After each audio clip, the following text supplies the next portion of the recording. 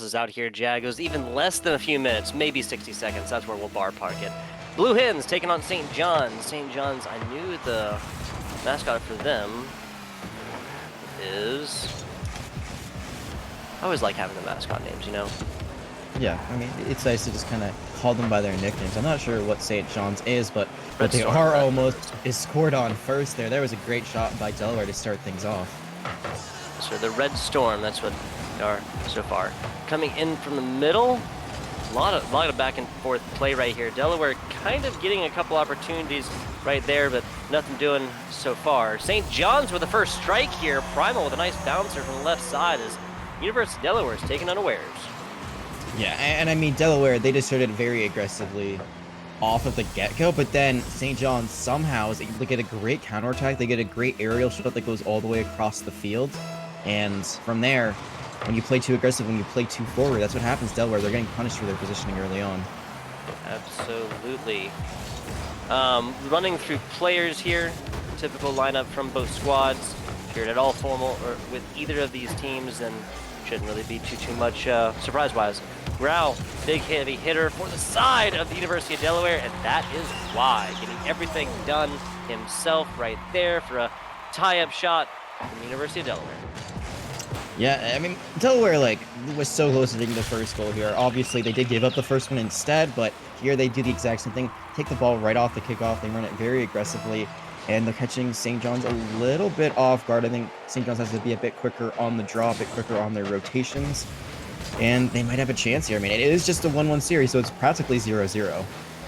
Yeah, whatever. Yeah, this could be 10-10 right now. I think that'd be practically impossible 60 seconds in, but does not matter. That'd be a lot of goals. It would be. It would be. You know, this is a little strange, I guess. But I had literally a dream where I casted a game where it's 5-4-3-2-1 across the top. But for that to happen, you have to have like 6 goals in like 16 seconds. So I don't think we're ever actually going to see that. No, that would be cool though. Right off the kickoff. So far, St. John's again kind of backed up in their own zone. We've seen them that they are able to clear the ball a little bit, but they're playing a bit more of a slow, methodical game, and that's what happens when you play a bit too slow. You leave your goal wide open, and UD, they're going to take the lead very quickly after giving up the lead a little bit earlier. Utilizing positions, that's really the name of the game here. I'll say it already early, because that is definitely something that was seen on the side of St. John's. Too many cooks in the kitchen. You had two in there, which is one too many. But it was actually a really nice takeaway here. I believe that's Mecha Fusion. Now Justin coming from the side.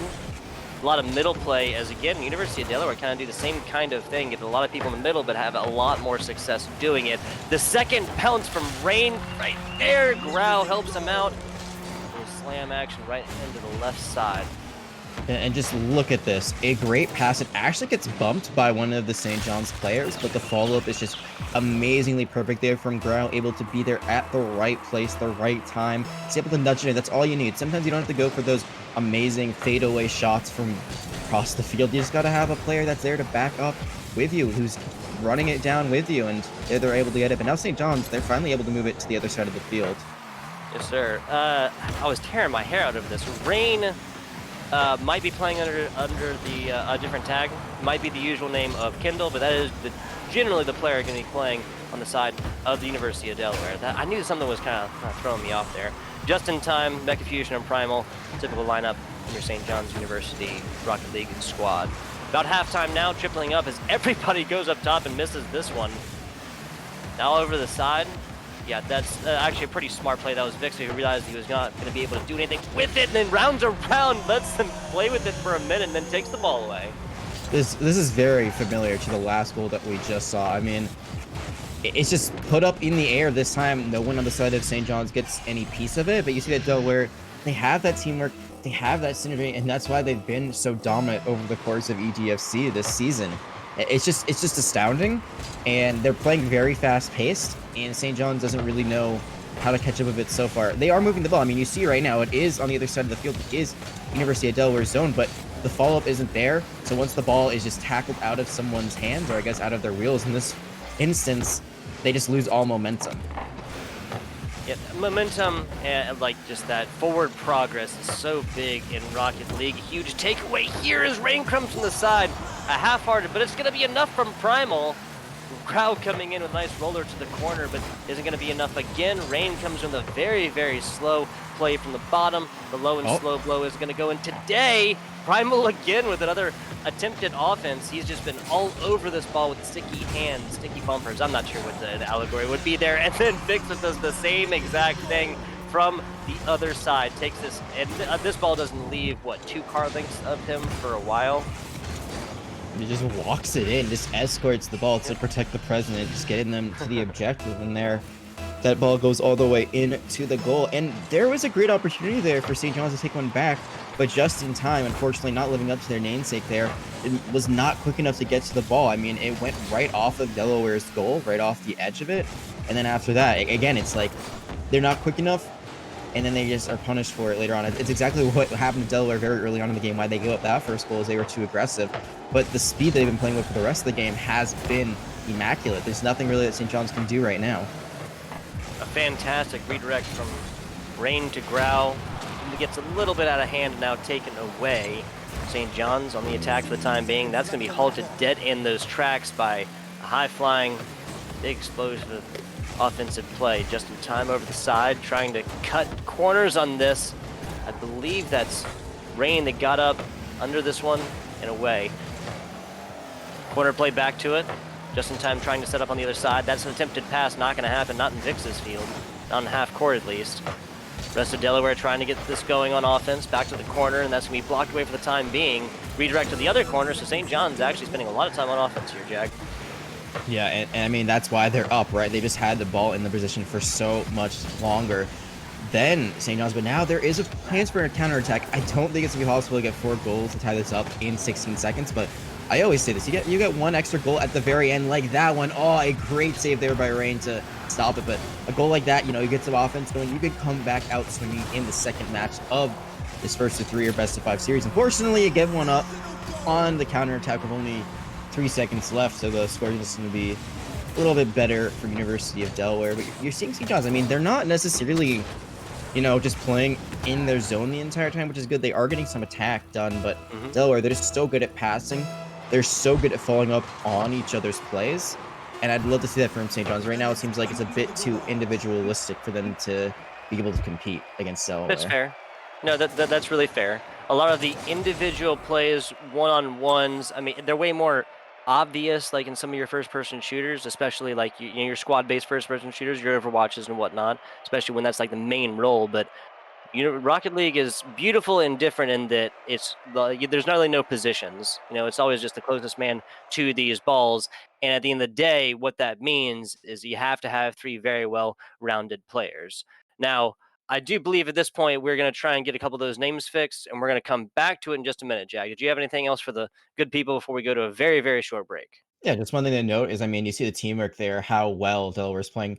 The goals were 3, 2, 1 in order, so everyone getting a piece of that, as well as some assists here and there. Hmm. And I mean, the shooting was just outmatched by a lot. I believe it was 13-2 was the final shots on goal counter, and the only 2 shots that came up from St. John's were the same person. While on the side of University of Delaware, it was like 5-5-4. So you Hmm. see, like, there's just a lot of passing the ball around. There's a lot of going this and there, and there's nothing wrong with having like a dedicated striker versus a dedicated defender who plays a bit farther back, just to make sure that there is no insane counterattack or no aerials Hmm. from midfield that somehow make it in the goal. But you want to have everyone playing up, so again, you can follow up on each of the shots. Sometimes a shot Yeah. ends up bouncing off and it becomes a pass because it just lands right into your arms. That way you can just shoot it immediately after. So sometimes it's not even on purpose. It's just if you're in the Hmm. right place at the right time, you can make magic out of that, and that could be the go-ahead goal there. There were a lot of goals like that that put them way ahead by the end. Yeah. Yeah, I guess I should clarify. In like a perfect situation, right? You're always going to have players rotated, but I mean, for University of Delaware, for example, I think that point man is pretty much going to be Grau. Like if you have the ideal situation, Mhm. all 3 players are going to have boosts. You're going to have one on wall, probably the middleman, one back. Again, not in goal, but kind of there, whatnot, still present, but not rotated. I guess what I'm saying is the preference, especially on higher level Rocket League, is always going to have a certain person like in the positions they need, and then again, preferentially in a gold situation, you every every teammate, every player, and especially every opponent is going to have a preference of where those 3 players are just based on their individual skills. So I think that's a good point. Just I guess my point was more so along the lines of preference and the which is more important initially. You can have both, and there's there's character play. You could definitely have like where you want to play. But the question is, can you be flexible? Can you rotate? And I think that's going to be the biggest question for St. John's. Exactly. Grau and Co back to the middle. Vixa with a really quick corner shot. Little redirect as Rain takes out 1 on his slashing on the way in. Vixa with a double touch here, puts it back perfectly to the middle in a St. John's University squad that plays defense just a little soft of goal. It's going to get really just kicked in the butt for that one. Yeah, just one player a bit too far forward there, I believe. It was Primal right there, yeah. Yeah, a little bit too far forward, and we always talk about like defense. Like, do you leave someone in goal? Do you leave someone outside of goal? I'm always a fan of leaving someone outside of goal, but you have to have very quick reactions to make sure that the ball doesn't even go towards the goal at that rate. You're just able to get it out very quickly. But St. John's, again, like they're just playing a bit slower. And another thing is, as we get another demo, I think that's the 5th or 6th demo we've seen from Delaware, and that's the first one I think we've seen come out from St. John's as a counter. Yeah, so some really quick offense, defense, back, so forth. The big thing, like, okay, so 6-1 is obviously a scoreline that's not ideal for the team that gets 1, right? But at the end of the day, St. John's University is not getting outplayed in every way, shape, or form or anything else like that. Like, yes, the score says that one team got 6 times as many points as the next, but that's really not super indicative, given that you'd see that normally and be like, oh, well, the team that got 1 just got stomped on. They never played offense. They got demoed all the time. Simply not happening here. It's just individual plays like this right here. Vixa and the rest of the University of Delaware Hens are simply good at flying, which might be a little bit ironic because I don't think hens actually fly. I think they kind of like flutter along the ground, like a turkey?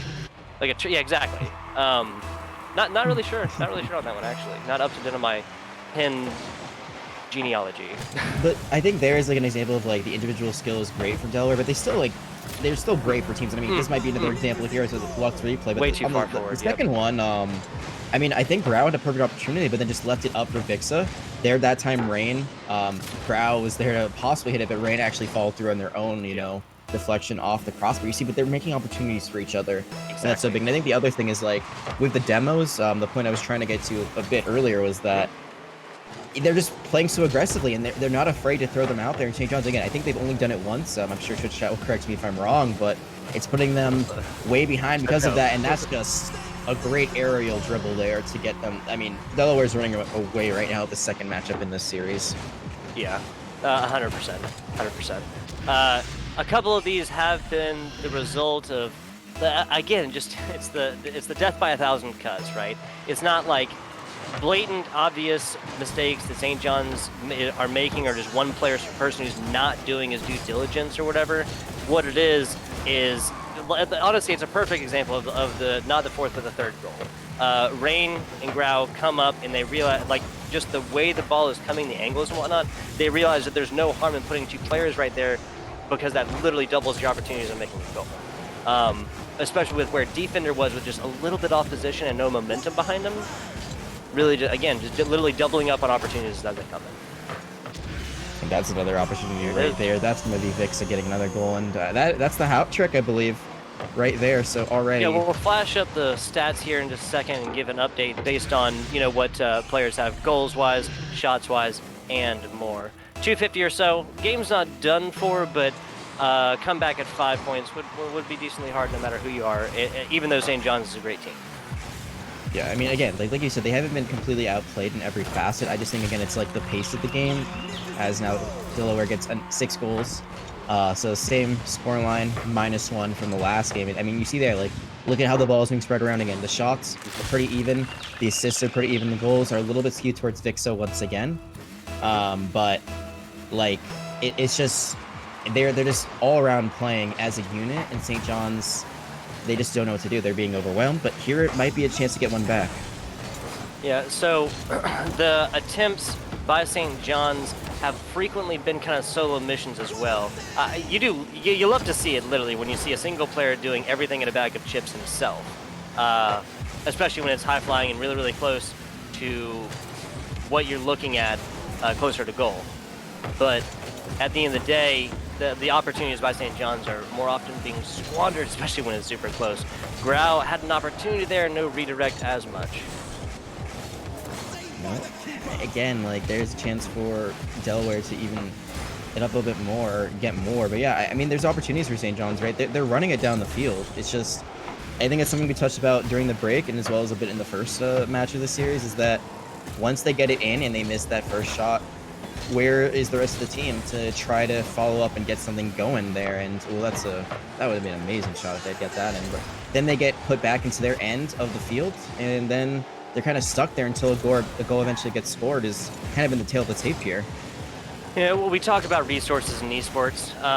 I think that would be what in your respawn first-person shooters like Overwatch, and a game they're both a little bit more familiar with.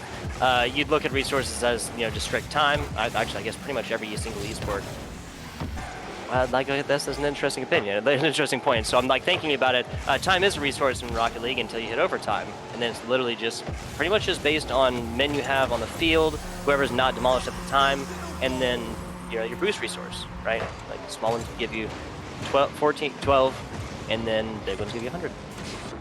We do see a goal from St. John's, and that's a bit of a misplay from University of Delaware. But that's like another example of like that. It could have been a goal that was scored a lot easier, or they didn't even have to wait for that mistake from Delaware to come out. I think you talked about boost management very briefly, but I think it's very important, knowing when to use your speed versus when not to, when to change the pace of the game, when to match the pace of your opponent. And now we're seeing St. John's, like, they're finally kind of starting to pull that out, where they're trying to play a bit quicker, a bit more decisive with the way they do their attack. And it's really, can they get out of their own end of the field? They've been able to do it a few times, but those 50-50s, they got to win them more than they have been.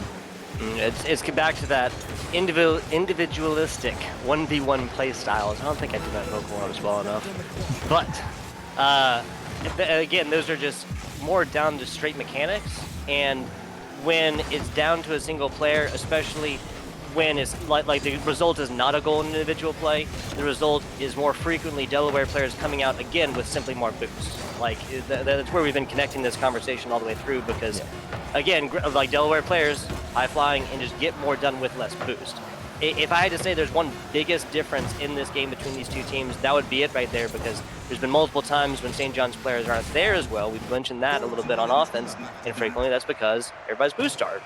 Delaware, these blue hens just pecking up all the boost. Corners, sides, and everything in between. Big ones, small ones, they'll eat them all. Yep. No size, no, not differential, what's the word? No size, One no size size. fits all? Or... Yeah, one size fits all, something like that. I was just saying no There you go. size shaming, something like that.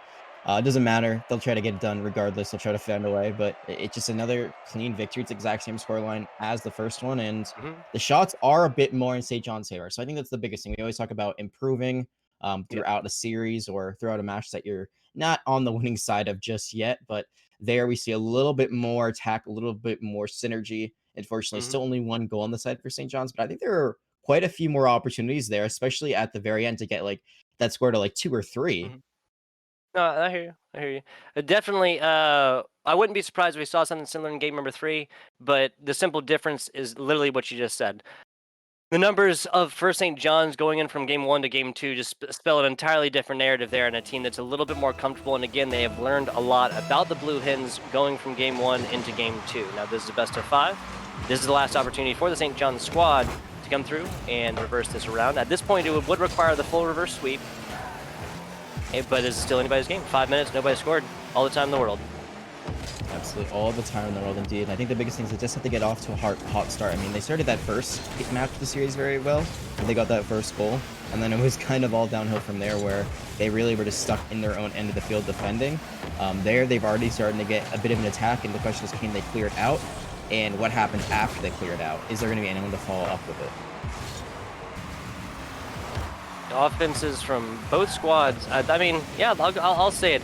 University of Delaware definitely found their 6 goals easier in game number 1 than game number 2. The first couple in game number 2, but after that, St. John's really did tighten this up a whole lot. Looking at high-flying Axe here, Mecha Fusion also looks maybe a little more comfortable up in the air. This University of Delaware squad, obviously, oh my, that is every member of the University of Delaware squad getting involved on this one. Maybe a redirect from Vixa. Maybe he was just trying to set it up more so for Rain than for Grau. Who knows? Who knows? That's what it was. I get it. I said good things about Grau being the shooter earlier. So Vixa, immediately afterwards, he put up all kinds of numbers in these stat boards, and maybe that's what he's trying to do here. It was like hot potatoes. None of them wanted to be the last one to touch it. Oh, that's really unfortunate for St. John's. Accidentally nudging in a bit of an own goal there. But I think on the first goal, I mean, there's the follow-up, right? They were literally all in position to make a play on it, and it was kind of comical how it eventually, ended up where like it was just like the third person who finally touched it was the one who got the credit for the goal. I'm with it. But like they're hot all potato, there. They're all there. They're all there for it. They're all in position. They're all taking different angles. That's a very good point, yeah. And like, I think even if that ball had been cleared out, I think they're a bit like the first person who shoots it, they can go on the rebounds. But the second person, when two people miss, like they can immediately rotate back and get in position for defense if needed. I'm with it.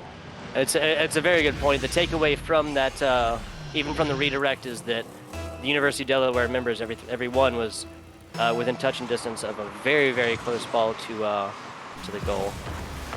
It's also kind of interesting. If you looked at simple player positionings, there were obviously players of different teams, but the ball went in pretty much the same position on games 1 and 2, and with a redirect from the corner, from the different players. Primal out. Primal gets this one taken away out to half field.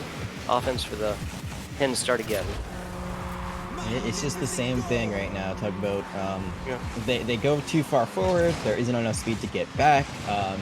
They're taking the same angle essentially because you see there's an aerial tackle attempt that misses, but then just in time it's just on the ground, but like right at the same area where it's being shot. So you got to switch it up. You got to send people on different areas of the field, and if you communicate that covering well enough, different zones. Yeah, exactly, covering different zones. So if you're communicating well enough, then in the moment you can figure that out, or you can practice it ahead of time, and every situation you're like, all right, you go here, I go here, and then boom, bing, bam, boom, you're all set up, and then you don't even have to communicate it necessarily. You can talk about formations ahead of time and take it kind of like stalker in a way.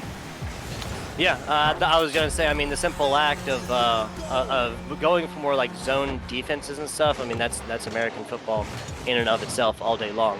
The execution's definitely a difference in timing, and Rocket League that has to be way, way faster. But yes, these are higher level Rocket League teams that would be, it would just be folly. It would be a mistake to like really ignore all that other information that has come from a decently similar game from, that's been played for what, 100 and some change years.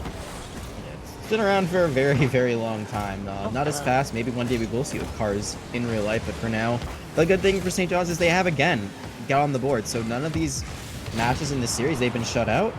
They just got a really nice demo.